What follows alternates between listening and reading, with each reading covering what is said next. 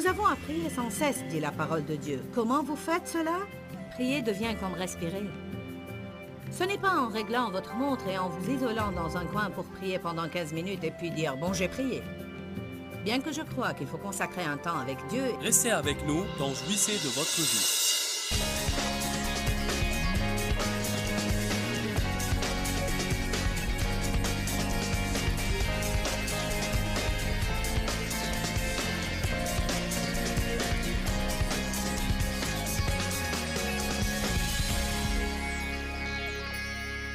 Jacques 5, 16 est un merveilleux verset. J'aime ce verset. À chaque fois que je le lis, il m'encourage à prier, prier et prier. En fait, c'est la seconde partie du verset qui m'intéresse, mais on va le lire en entier. Confessez vos péchés les uns aux autres, vos gaffes, vos faux pas, vos offenses, vos erreurs, et priez les uns pour les autres, afin que vous soyez guéris, restaurés dans votre esprit et votre cœur. Écoutez bien maintenant. La prière sincère et continue du juste et qui vient du cœur a une grande efficacité et libère une force agissante. Dites tous, à chaque fois que je prie, une prière sincère et qui vient du cœur, je rends une force puissante disponible. N'est-ce pas merveilleux? La prière sincère et continue du juste est très efficace. Par elle, une force puissante devient disponible. Je vais parler un peu du mystère de la prière. Watchman Nee dit « La prière est l'acte le plus merveilleux et le plus mystérieux dans le domaine spirituel. » Je dis que la prière est un acte spirituel. Elle entre dans le domaine spirituel invisible et amène beaucoup de choses de ce domaine invisible au domaine visible dans lequel nous vivons. Quand je prie, spirituellement, j'entre dans une dimension que je ne vois pas et je m'associe avec Dieu dans cette dimension à travers la prière et j'en ramène des choses pour ma vie, ma société et la vie des autres, des choses que Dieu a déjà déposées et mises de côté pour nous dans notre compte céleste. Mais on ne les aura jamais, à moins de prier et de les demander à Dieu. Vous n'avez pas car vous ne demandez pas. C'est une écriture puissante dans la parole de Dieu. Le dictionnaire grec Vins dit que prier, c'est demander, solliciter, supplier, demander l'aide de quelqu'un. C'est d'abord un vouloir, un besoin, puis une demande. Le désir est vraiment un sujet intéressant. J'étais en train d'étudier le désir récemment. Personnellement, je crois que désirer tout d'abord, avant de demander, nous fera beaucoup de bien. Je crois que Dieu met de bons désirs dans notre cœur. Nous devons distinguer la différence entre les désirs de notre chair et ceux de notre cœur. La Bible dit que l'Éternel nous donnera ce que notre cœur désire, si nous faisons de lui notre désir. Mais nous avons aussi des désirs charnels, et ce n'est pas ce que Dieu promet de nous donner. Le dictionnaire grec Strong's dit que prier, c'est demander, solliciter, réclamer, implorer, désirer ou exiger. J'ai entendu une définition que j'ai beaucoup aimée et qui dit que prier, écoutez bien, c'est demander ce qui nous appartient déjà. Tout ce que nous demandons à Dieu a déjà été acheté et payé comptant par le sang de Jésus. Il est réservé dans notre compte bancaire céleste. Nous n'avons pas à porter Dieu à vouloir nous le donner, car il veut faire des choses pour nous. Tu pourrais avoir de l'argent à la banque, mais si tu ne présentes pas un chèque pour l'encaisser, ton argent restera à la banque. Demander à Dieu, prier, et comme encaisser un chèque de notre compte bancaire céleste. Mes amis, je crois vraiment que si on comprenait bien la force de la prière, on prierait beaucoup plus. Et la prière ne serait pas un fardeau. Elle serait quelque chose pour laquelle nous serions enthousiasmés. Qu'à chaque fois que Dieu nous mettrait quelque chose à cœur, on ouvrirait notre bouche et lui élèverions notre voix et la demanderions. Nous Nous avons à prier sans cesse, dit la parole de Dieu. Comment vous faites cela? Prier devient comme respirer. Ce n'est pas en réglant votre montre et en vous isolant dans un coin pour prier pendant 15 minutes et puis dire « bon, j'ai prié ». Bien que je crois qu'il faut consacrer un temps avec Dieu, et je crois que consacrer un temps pour prier est très important. Je crois aussi que des temps de prière prolongés sont très importants. Mais je pense que ce que Dieu veut vraiment, je ne dis pas qu'il ne faut pas faire ces choses-là, au contraire. Mais je crois que ce que Dieu veut vraiment, c'est qu'on prie alors qu'on avance et on prie alors qu'on vit. On prie pour notre cheminement dans la vie et pour nos affaires quotidiennes. Et même quand on se réveille la nuit pour aller aux toilettes, on prie en y allant et en revenant. Vous priez quand vous vous levez la nuit pour aller aux toilettes en disant « Je t'aime, Jésus ». Je fais ça tout le temps. Ce sont ces choses-là que Dieu désire vraiment. Amen. Imaginez comment vous vous sentiriez si à chaque fois que l'un de vos enfants vous voyait, il disait « Je t'aime, maman ». « Je t'aime, papa, vous êtes merveilleux ». Ça me touche quand l'un de mes enfants entre chez moi et me dit « Hey, maman, tu es merveilleuse, à bientôt ». Amen. Ce sont des choses qui développent les relations. Pourquoi les gens ne prient pas? Ils ne réalisent pas la force de la prière. Ils ont des sentiments d'indignité, alors ils sentent quand ils prient que leurs prières ne seront pas exaucées. Retournons à Jacques 5 pour établir les choses une fois pour toutes. La prière fervente et continue du juste. Vous dites, voilà mon problème, car je ne suis pas juste. Si tu es né de nouveau, tu es juste. Je n'ai pas dit que tout ce que tu fais est juste, mais j'ai dit tu es juste et il y a une grande différence entre les deux. Être juste, c'est pouvoir se tenir devant le Seigneur grâce au sang de Jésus. 2 Corinthiens 5, 17. Si quelqu'un est en Christ, il est une nouvelle créature. Verset 21. Celui qui n'a pas connu le péché est devenu péché, afin que nous devenions en lui justice de Dieu. Vous êtes devenus justice de Dieu par le sang de Jésus. Vous n'êtes pas justifiés par vos œuvres. Vous êtes justifiés par le sang de Jésus. La justification signifie qu'on est devenu juste comme si on n'avait jamais péché. Alors je peux m'approcher avec assurance du trône grâce au sang. Le verset 17 nous donne un exemple très clair sur la justice. Élie était un homme de même nature que nous. Il était humain. Il avait des sentiments comme nous, des émotions, et une constitution juste comme la nôtre. Il pria pour qu'il ne pleuve pas et il ne tomba pas de pluie sur la terre pendant 3 ans et 6 mois.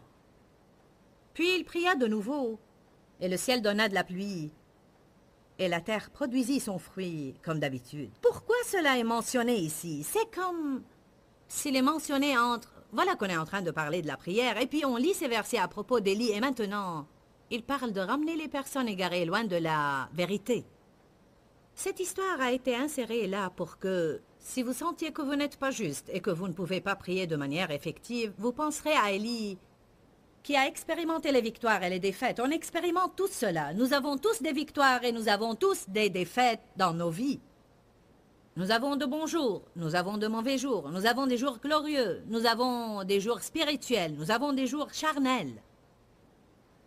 J'aime bien Hébreux chapitre 4, versets 15 et 16, qui dit que nous avons un souverain sacrificateur qui nous comprend. Alléluia.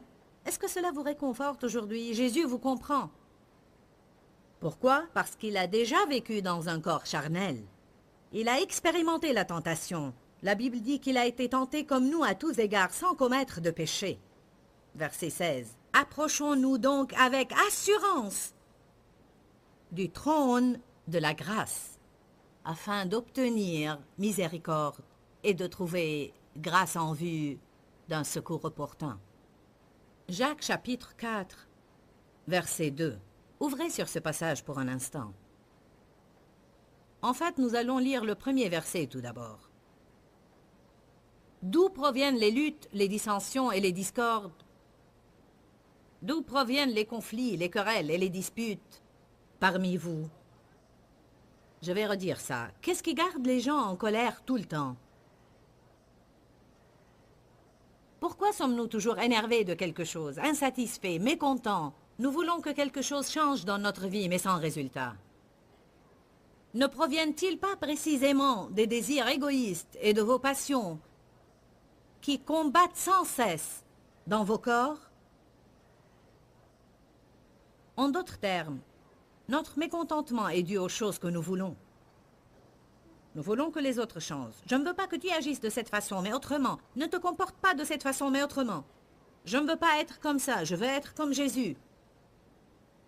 Je ne veux pas que mon patron agisse de cette façon, ni mes voisins non plus. Je veux une meilleure maison, je veux une meilleure voiture, je veux.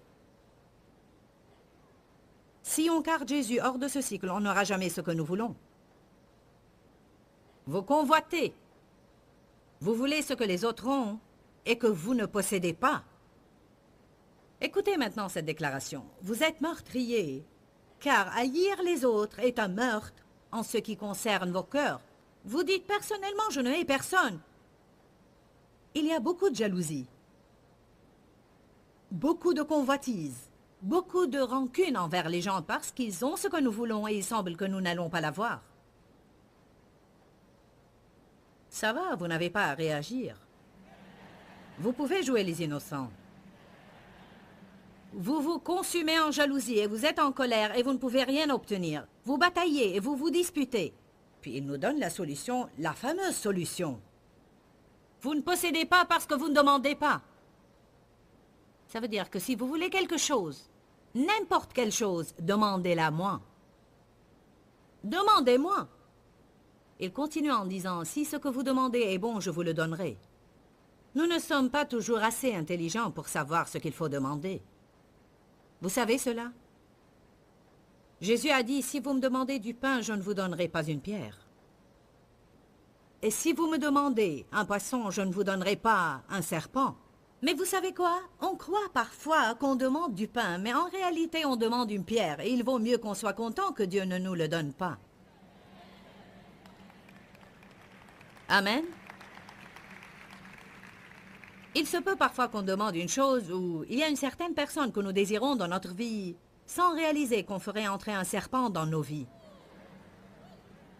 Alors, quand est-ce qu'on va vraiment faire confiance à Dieu et dire, tu sais Seigneur, j'ai la foi que je peux te demander quoi que ce soit, mais tout ce qui n'est pas conforme à ta volonté pour ma vie, je ne le veux pas, et si je ne le reçois pas, j'ai la foi que soit le temps n'est pas convenable, soit il y a mieux que tu veux me donner et je ne suis pas encore assez intelligent pour le demander. Mais c'est décidé, je ne vais pas me sentir lésé parce que tu ne me donnes pas tout le temps tout ce que je veux. Vous êtes les enfants de Dieu et il veut que vous soyez bénis. Et il veut vous donner non seulement ce que vous voulez, mais ce qui est le mieux pour vous. Allez, combien de fois on dit à nos enfants non et ils ne comprennent pas et on leur dit, vous ne comprenez pas que notre refus est pour votre mieux. Et on veut qu'ils nous fassent assez confiance pour croire cela. J'ai toujours été une personne qui essayait de faire les choses par sa propre force. J'avais un grand problème avec ce que la Bible appelle les œuvres de la chair, c'est-à-dire qu'on essaye par notre propre force de faire le travail de Dieu. J'essayais de me changer moi-même, j'essayais de changer Dave, j'essayais de changer mes enfants, j'essayais de changer ma vie, j'essayais de faire de sorte que mon ministère se développe. C'était toujours relatif à moi et à ce que je faisais. Que veux-tu que je fasse? Que veux-tu que je fasse? J'ai découvert que ce qu'il veut, c'est que je prie pour ce que je veux et que je crois qu'il travaille. Quoi qu'il me demande de faire, je le ferai, mais je ne vais pas faire n'importe quoi et m'attendre à ce qu'il le bénisse. Il est l'auteur et le consommateur de notre foi, mais il n'est pas obligé de terminer ce qu'il n'a pas commencé. Vous m'entendez? Souvent, on commence des projets, puis on en veut à Dieu s'il ne les achève pas. Il ne faut pas qu'on fasse nos propres plans et qu'on prie pour qu'ils réussissent. On doit prier tout d'abord, puis mettre des plans approuvés par le Saint-Esprit. Prier par l'Esprit en tout temps et en toute occasion. Alors, il y a différentes saisons et différents genres de prières dans ces saisons. Quand j'ai un problème, je dois prier une prière d'engagement, car je dois donner ce problème à Dieu. Et quand Dieu me bénit, je dois le remercier. Je dois faire une prière de reconnaissance. Maintenant, je vais vous parler de la prière de consécration. Cela est très important, car on a à faire des prières de consécration de façon régulière. Vous dites, c'est quoi cette prière? On trouve la réponse dans le premier verset du psaume 25. Pas besoin d'ouvrir vos Bibles, mais il dit tout simplement, j'aime lever les mains chaque matin et faire cette prière. Vers toi, Seigneur, j'élève mon âme. C'est une prière de consécration. Me voici, Seigneur, j'élève mon âme vers toi. Et non seulement mon argent, mais mon âme. Non seulement 1 heure dimanche matin, mais mon âme. Psaume 25, verset 1. Vers toi, Éternel, Tout-Puissant, j'élève ma vie entière. Je la mets à tes pieds. Fais-en tout ce que tu veux. Parle à travers moi. Touche les gens à travers moi. Utilise mes pieds pour aller là où tu veux. Sers-toi de toutes les ressources que tu m'as prêtées, car je ne suis pas propriétaire mais intendante. Toutes les ressources dont je me sers, Seigneur, t'appartiennent à toi, et si tu en as besoin, elles sont toutes à ta disposition. Aujourd'hui, en fait, vous devenez des chrétiens dangereux quand vous commencez à vivre une vie consacrée et dédiée. Vous êtes là aujourd'hui? Quelle partie de vos vies n'avez-vous pas abandonné à Dieu? Quels endroits secrets et cachés avons-nous dans notre cœur? Oh Dieu, tout mais pas ça. Seigneur, je ne suis pas prête à te donner ça. Non, Dieu, seulement, Seigneur, ne me demande pas de laisser cette relation. Je suis prête à aller à l'église, Seigneur, mais je ne suis pas prête à renoncer à ça. Prenez Romains 12. Prière de consécration. J'élève mon âme vers toi, Seigneur.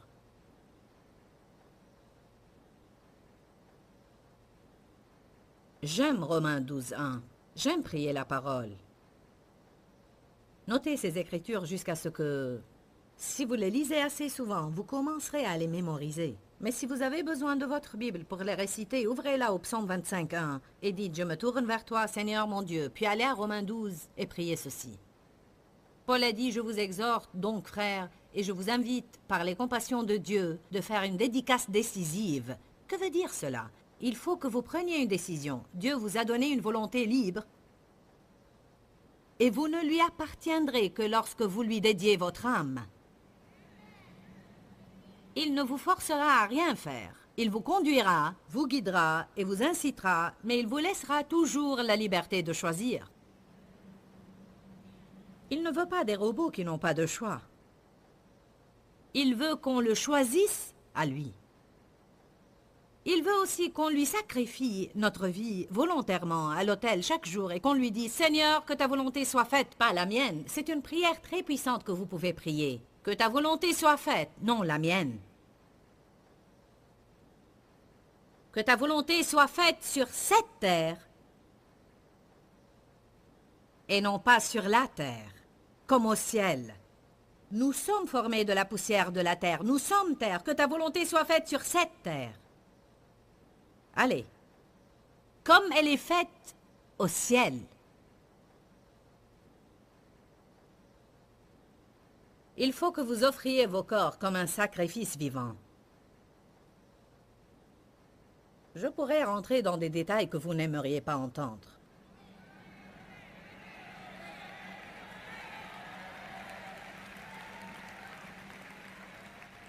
Si on dédiait vraiment nos corps au Seigneur, on ne les maltraiterait pas. Et on ne les remplirait pas de n'importe quoi. On ne les userait pas. On ne les abuserait pas et on les laisserait se reposer. On se vêtirait correctement et avec réserve tout en étant à la mode. Mais les femmes chrétiennes en général ont à être un peu raisonnables. Tu n'es pas censé aller au travail, être une tentation à un homme marié qui a une femme et des enfants qui l'attendent à la maison. Je m'en fous si les mini ou micro-jupes sont à la mode. Cela ne veut pas dire que tu as la permission de Dieu pour les porter.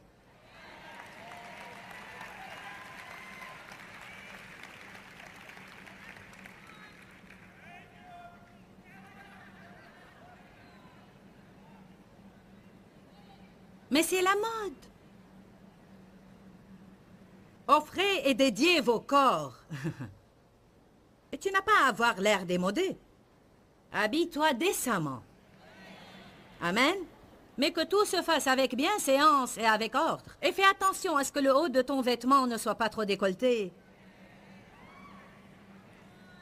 Et que ta jupe ne soit pas trop courte. Et que le tissu ne soit pas trop transparent.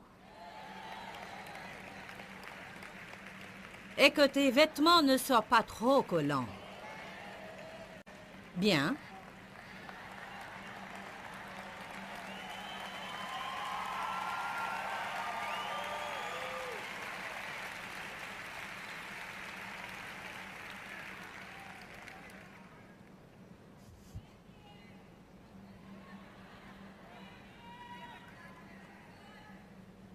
Il faut que vous offriez vos corps comme un sacrifice vivant, tout en présentant tous vos membres et facultés. Quels sont nos membres et facultés? Confie tes pensées à Dieu.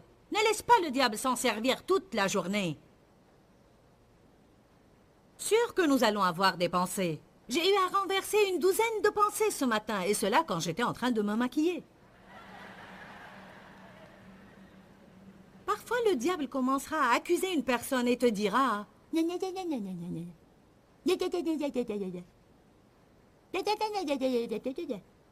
Et cela pendant que tu essaies de t'habiller pour sortir. Comment tu interromps les mensonges de Satan? Ouvre ta belle petite bouche jointe et dis, il est écrit. Je suis empli d'amour, et l'amour excuse tout et croit tout. Rien ne prouve que cette personne est aussi méchante, et je ne vais pas te croire, Satan.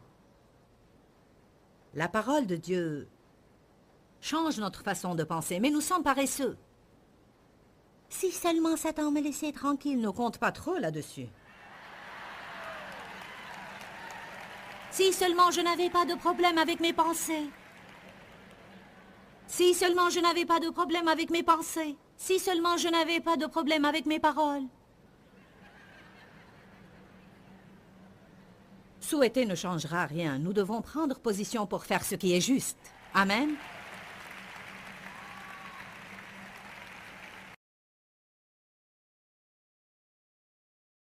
J'aime dans Jacques 5 l'écriture qui dit « La prière sincère et fervente du juste libère une force agissante et a une grande efficacité. » Quand on prie, surtout si on le fait avec foi, pas tout le monde prie avec foi. Parfois on prie avec désir, on prie avec espérance et parfois on prie avec peur.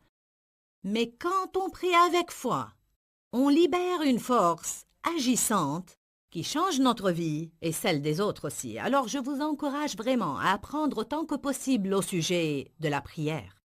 Les prières ne sont pas exaucées pour différentes raisons, mais l'une de ces raisons, c'est que tout simplement les gens ne prient pas.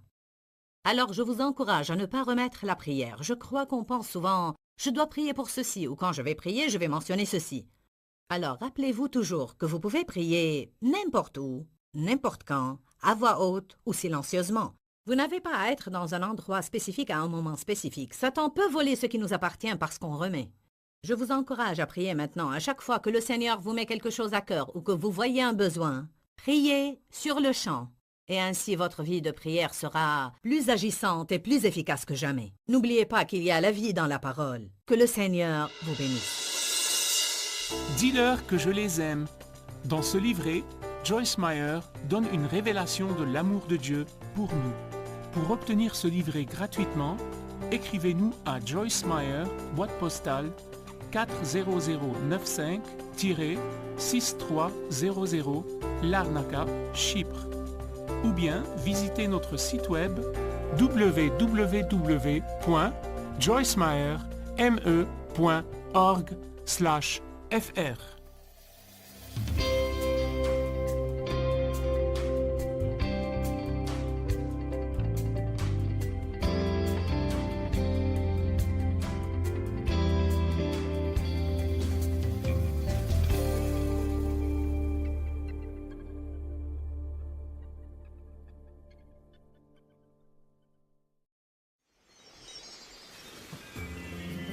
Car les prières qui sortent des lèvres ne plaisent pas à Dieu. Il faut que notre cœur soit connecté à nos louanges. Il faut que notre cœur soit connecté à nos paroles.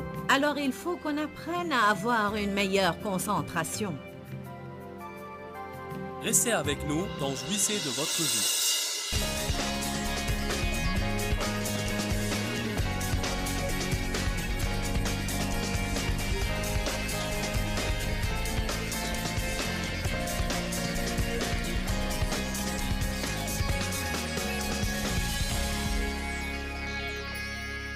Les personnes les plus puissantes dans la prière sont celles qui intercèdent pour leurs ennemis. Allez, Job avait à prier pour ses amis, qu'il avait blessés et déçus. Mais immédiatement après cela, il est écrit, Job pria pour ses amis, et l'Éternel lui accorda le double de ce qu'il avait possédé. Mon père a abusé de moi. J'ai prié pour lui durant 30 ans. J'ai semé des grains et vécu selon l'amour. Et à 80 ans, il a enfin donné sa vie au Seigneur et expérimenté la nouvelle naissance. Et on l'a baptisé. Mon père n'est pas en bonne santé maintenant et il reste tout le temps assis sur une chaise. Mais il met une grande bénédiction. En fait, quand je l'ai visité l'autre jour, il m'a dit « Tu sais, ma petite, j'aime beaucoup le message que tu prêches maintenant à la télé et qui est intitulé « Je suis sur la bonne route ». Il a dit « Tu as tabassé le diable la semaine passée ».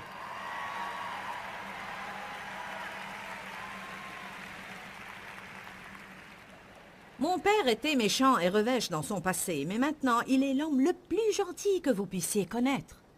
Il est très doux et très gentil. C'est très efficace de prier pour ceux qui vous ont blessé. Et vous ne le faites pas car vous avez envie de le faire, mais vous le faites comme au Seigneur. Que dit le Seigneur dans un de ses commandements? Priez pour vos ennemis. Bénissez-les, ne les maudissez pas. Priez pour eux et Dieu vous bénira quand vous le faites. Allez, il faut que vous en tiriez une morale aujourd'hui.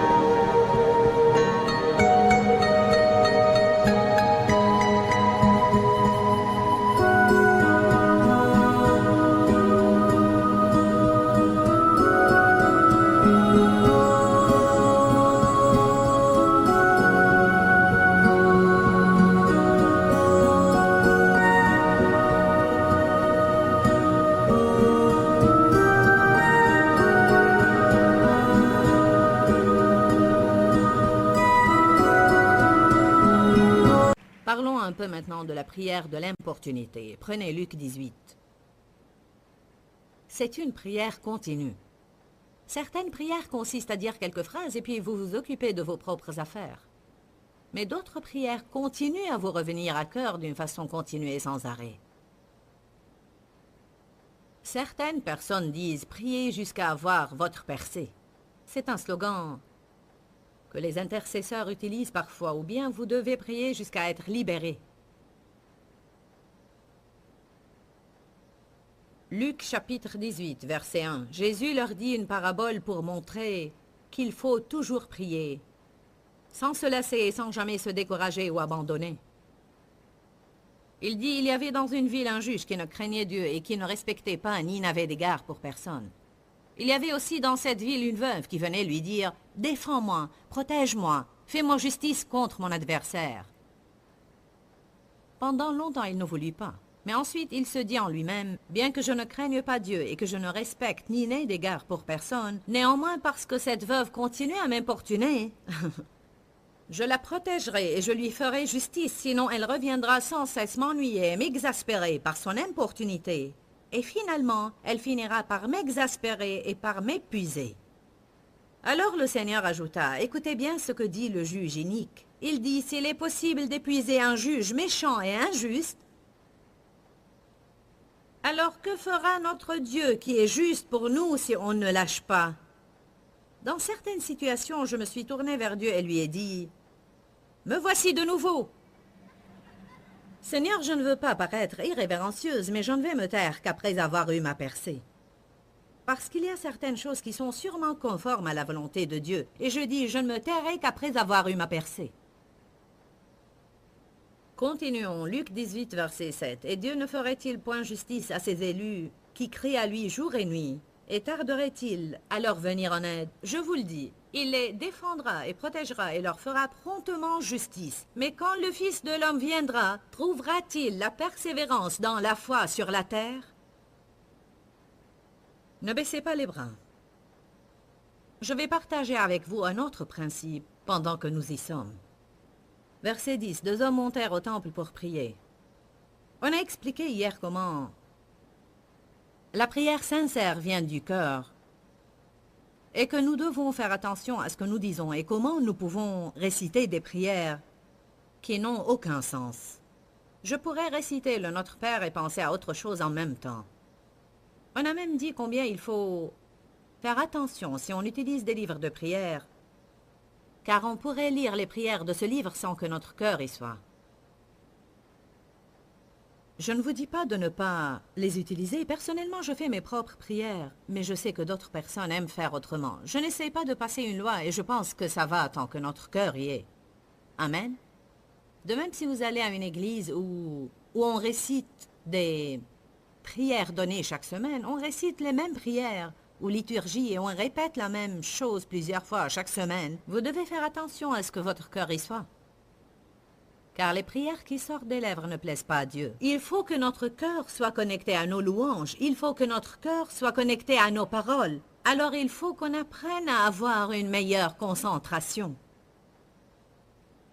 Cela est très important. Il faut qu'on apprenne à mieux se concentrer. C'est pourquoi la Bible dit d'entrer dans une chambre et prier. Il faut que vous vous éloigniez des distractions tant que possible. Il est évident que quand vous vous occupez de vos affaires, vous avez à prier dans votre cœur ou dire discrètement des choses à Dieu. Mais nous devons nous concentrer. Mais voici un homme qui semblait être en train de prier, et malgré cela, la Bible dit qu'il n'était pas en train de parler à Dieu, il parlait à lui-même. Je crois que quand on prie parfois, surtout quand on prie à voix haute, on le fait pour impressionner les autres. Ou bien même pour nous impressionner nous-mêmes. On est impressionné par notre propre éloquence. Allez, soyons honnêtes. 2 hommes montèrent au temple pour prier. L'un était pharisien et l'autre collecteur d'impôts. Le pharisien se tint debout avec ostentation. Et il commença à prier pour et avec lui-même.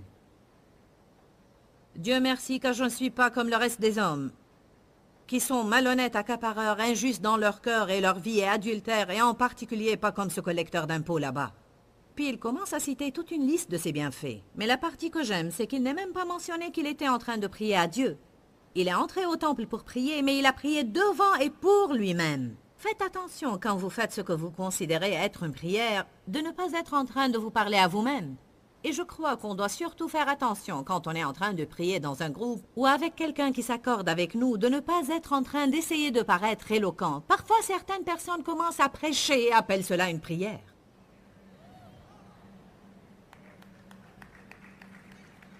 Quelques-uns d'entre vous savent de quoi je parle. Et c'est comme, est-ce que tu peux te taire? Parfois, si j'ai vraiment faim et je suis en présence d'une telle personne, je dis, bénissons le repas rapidement et mangeons. Dites honnêtement, est-ce que vous ne détestez pas cela? Il commence à remercier Dieu pour toute la semaine et tout ce qui s'est passé ici et là-bas, et toute bénédiction dans notre vie, et à prier pour tous les enfants, et vous sentez...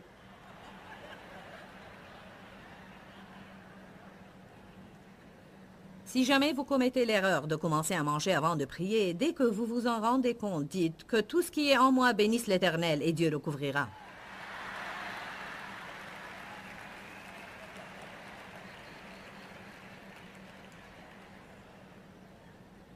Oh, alléluia!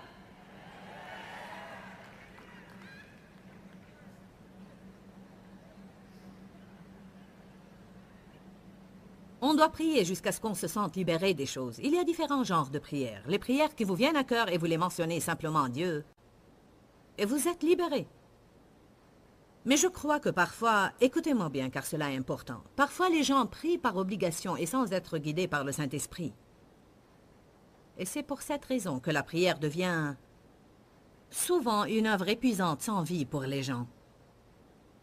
Parfois, le Seigneur me met quelque chose ou quelqu'un à cœur et je le sens vraiment. C'est au-dedans de moi et je commence à prier, mais parfois je sens que je suis dans l'obligation de prier. Et je ne comprends pas vraiment pourquoi je n'ai pas envie de le faire. Alors je me force à prier. Et c'est comme... Nous ne sommes pas les seules personnes dont Dieu se sert. Il se servirait peut-être d'une autre personne pour suffire à ce besoin. Alors pourquoi on n'a pas le courage de commencer à prier des prières que l'Esprit de Dieu nous met à cœur et selon sa direction, apprendre à aller jusqu'au bout des choses. Parfois vous aurez ce qu'on appelle un fardeau. Jérémie a beaucoup parlé des fardeaux. Et le fardeau, c'est quelque chose qui vous vient lourdement à cœur. Parfois, vous ne savez pas ce que c'est, mais vous sentez le besoin de prier. Cela m'est arrivé récemment quand j'étais en train de regarder à la télé un programme que je voulais regarder. Mais j'ai eu ce désir de pleurer, et c'était comme...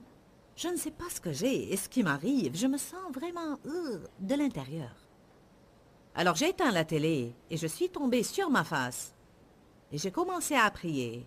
Et pleurer devant le Seigneur, et puis soudain une jeune femme me vint à l'esprit, et je savais qu'elle passait par des moments difficiles. Et pour 15 minutes peut-être, j'ai prié, et j'ai intercédé, et j'ai prié, et j'ai pleuré, et prié pour elle. Laissez-moi vous dire quelque chose, vous ne pouvez pas inventer cela. Alors si cela ne vous est jamais arrivé, ne quittez pas en disant « Qu'est-ce que j'ai ?» Dieu ne se sert pas beaucoup de moi de cette façon. La plupart de mes prières sont normales et ordinaires. D'autres personnes ici, je veux dire que j'ai une amie à Minnesota qui a le don d'intercession. Et je vous dis qu'à chaque fois qu'elle se met à genoux pour prier, après moins de 5 minutes, elle commence à crier et pleurer. Elle a un appel différent du mien, et je ne me sens pas non spirituelle quand je prie avec elle, et qu'elle commence à pleurer pendant que je dis loué soit Dieu. Quand est-ce qu'on va apprendre à arrêter de comparer nos appels, nos dons et nos offices avec ceux des autres et accomplir notre tâche? Amen. Je vous dis que cela est important, car ce sont ces choses-là que Satan utilise pour condamner les gens et pour les empêcher de prier des prières conformes à la volonté de Dieu. Chacun est appelé à prier, mais pas tout le monde est appelé à être intercesseur. Quand j'ai prié pour cette femme, j'ai senti que le fardeau avait disparu. Et puis j'ai continué mon film. Et tout était bien. Et là aussi, je veux redire que je crois qu'il nous arrive souvent de prier par obligation. Ce que vous devez faire, c'est prier pour les personnes et les choses que Dieu vous met à cœur. Quand quelqu'un vous vient à cœur, ne dites pas « Oh Dieu, oh Seigneur, bénis David Joyce ». En fait, je préfère que vous disiez cela au lieu de ne rien dire, mais vous pouvez aller plus profondément. Prenez une minute pour dire « Seigneur, David Joyce me vient à cœur. Est-ce qu'il y a une chose spécifique pour laquelle tu veux que je prie ?» Puis restez silencieux devant Dieu et laissez-le vous mettre des choses à cœur. On a besoin de prier pour toutes les choses que le Seigneur nous met à cœur. Et de cette façon, la prière devient un travail en quelque sorte, et parfois nous n'aimons pas le travail. Nous voulons faire notre devoir et vaquer à nos occupations. Alors il y a certaines choses pour lesquelles vous allez prier longtemps, et d'autres pour lesquelles vous allez prier une fois et les oublier après. Et d'autres pour lesquelles vous allez vouloir prier, mais Dieu ne vous donnera pas la grâce de le faire. Il se peut que vous priez parfois pour quelqu'un et que ce ne soit pas la volonté de Dieu.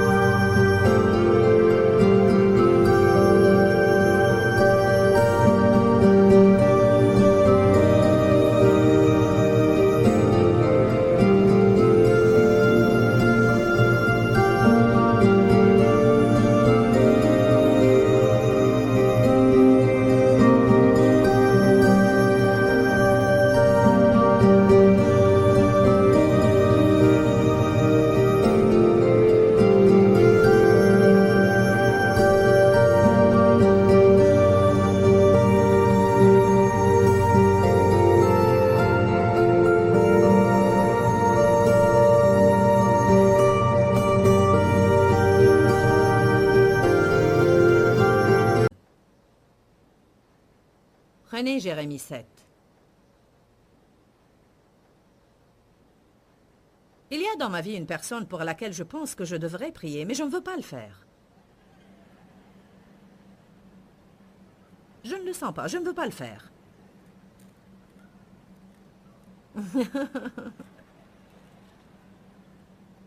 Vous pensez maintenant, Dieu. Elle dit des choses que je voulais dire, mais je n'ai jamais osé le faire. C'est tout ce que je fais ici. Je dis ce que vous avez à cœur et que vous n'osez pas dire.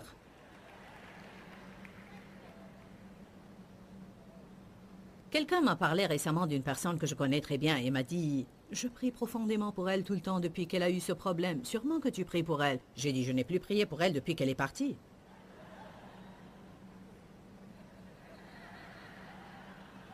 Pourquoi? Parce qu'il y a des saisons. J'ai prié pour elle pendant une saison et maintenant c'est terminé. Je pense que quelques-uns ont appris quelque chose maintenant. Je refuse de vivre selon la chair. J'ai suffisamment vécu selon la chair. Il se peut aussi que vous priez selon la chair pour tout ce que vous pensez que vous devriez prier pour, au lieu de prier pour ce que Dieu vous met à cœur. Priez par l'Esprit. En toute occasion et dans toute saison. Par l'Esprit.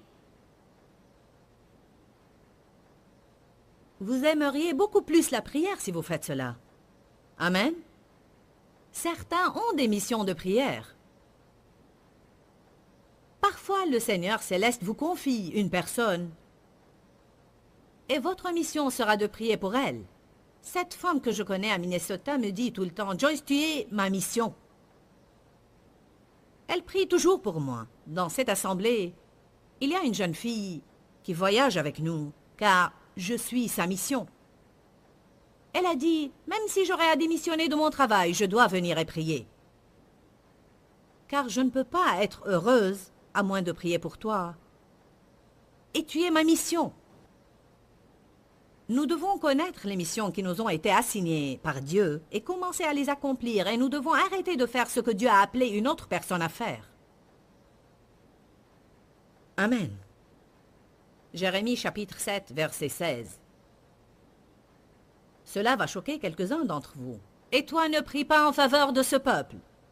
N'élève pour eux ni cri ni prière. N'intercède pas auprès de moi, car je ne t'écoute point ni ne t'entends.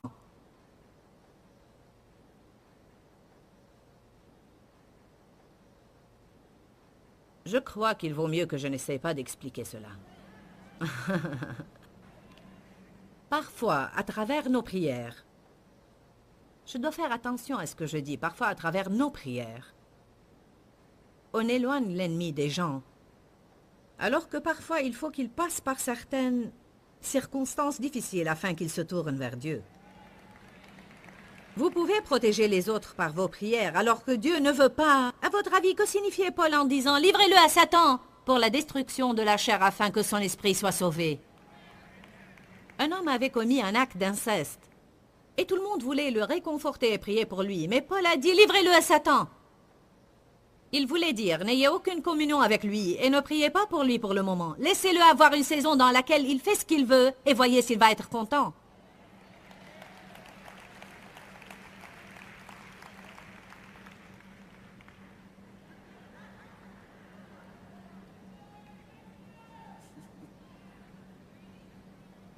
Allez. Parfois, les gens vivent une saison dans laquelle ils font ce qu'ils veulent, puis ils découvrent, et ça ne prendra pas beaucoup de temps. Il leur suffit 2 ou 3 semaines pour qu'ils disent « J'ai besoin de Dieu dans ma vie ». Vous comprenez que c'est pour des cas spécifiques. N'allez pas rentrer chez vous et dire « Je te livre au diable, je te livre au diable, je te livre au diable ». Ne dites pas « Joyce a dit qu'il faut que je te livre au diable ». Et vous qui nous regardez à la télé, ne faites pas cela, car quelques-uns diront « Oh, waouh, loué soit Dieu !»« Waouh ! J'ai une bonne raison maintenant. » Je parle d'être guidé par le Saint-Esprit. Je parle d'apprendre à distinguer quand l'onction est présente et quand elle ne l'est plus. Écoutez bien cela. Là où Dieu est présent, il y a facilité, il y a abondance, il y a l'onction avec cette huile sainte qui est la présence du Saint-Esprit. Quand j'ai à lutter, à me débattre et à faire des efforts, alors il y a quelque chose qui ne va pas dans ce que je fais. Amen. Je crois que Dieu a appelé Dave pour intercéder pour ce pays. Dans les 7 dernières années, je l'ai vu prier et pleurer.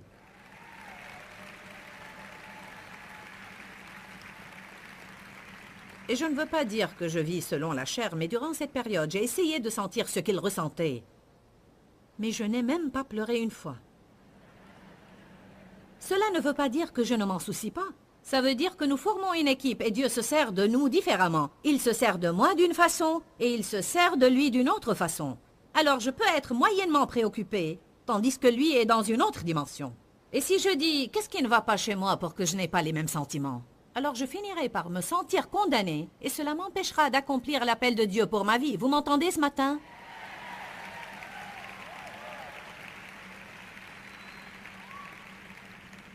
Loué soit Dieu. Bon alors,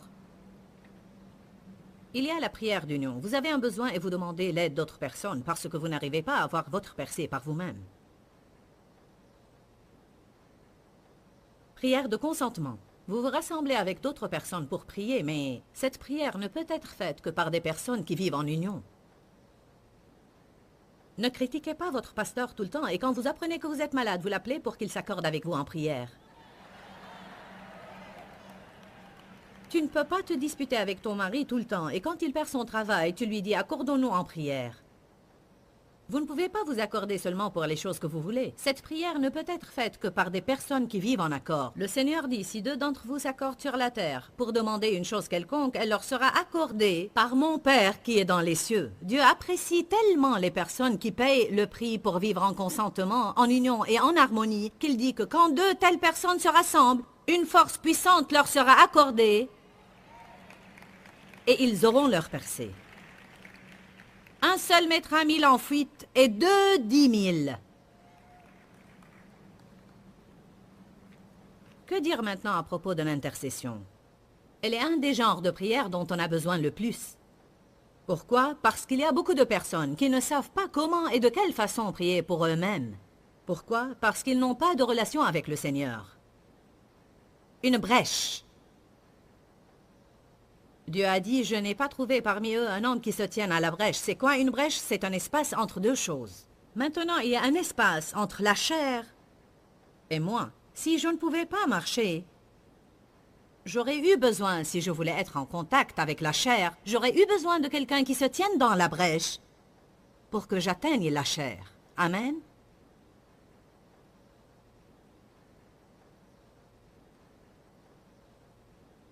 Ézéchiel, chapitre 22, verset 29. Je vais vous lire ce que je considère être l'énoncé le plus dur dans la Bible.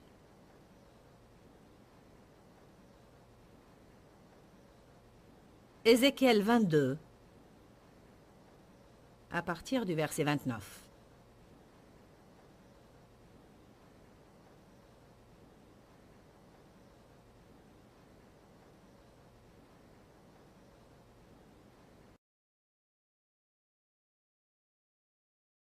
J'aime dans Jacques 5 l'écriture qui dit « La prière sincère et fervente du juste libère, une force agissante et a une grande efficacité. » Quand on prie, surtout si on le fait avec foi, pas tout le monde prie avec foi. Parfois on prie avec désir, on prie avec espérance et parfois on prie avec peur.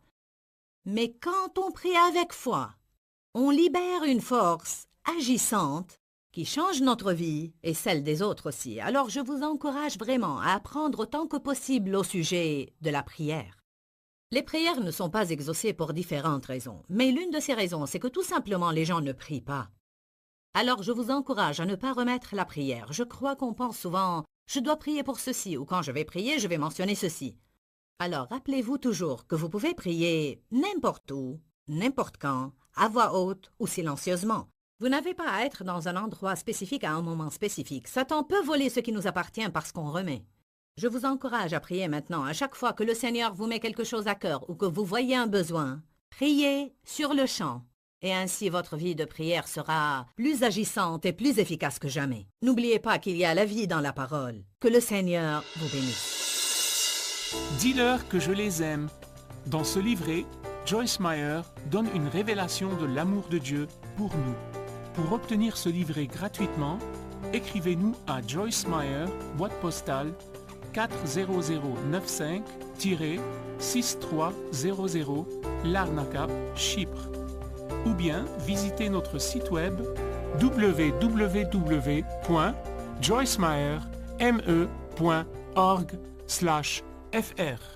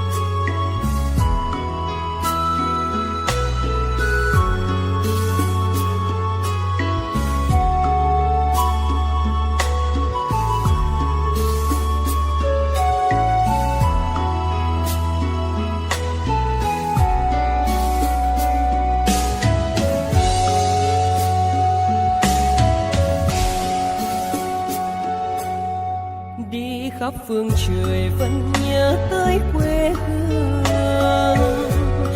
Người về đây thăm làng Trù quê mẹ và làng Sen quê cha, xúc động bồi hồi người rơi giọt lệ thương mái nhà tranh.